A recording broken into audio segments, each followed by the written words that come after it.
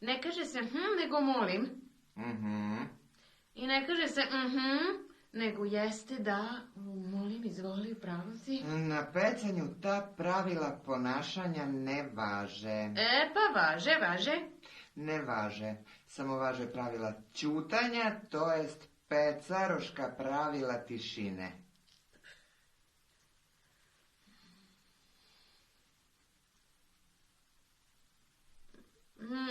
Boni? Molim. Joj, tišina je mnogo dosadna. Nije tišina. Tišina je.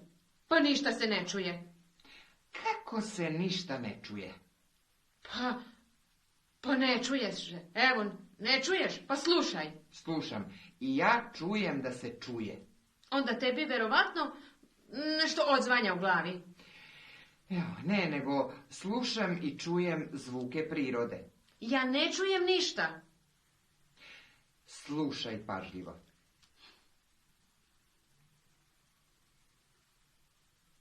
Pa, ja i dalje ne čujem ništa.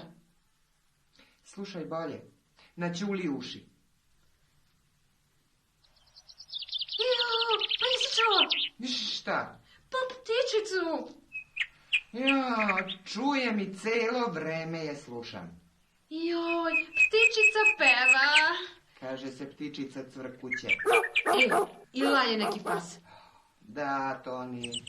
Opet ptičica Cvrkuće. A čuješ? Avion. Ako ne prestanaš osim tebe, ništa neću čuti. Joj, opet ptičica. Joj, je li ovo neka vrana? Ne, ili orao, ili...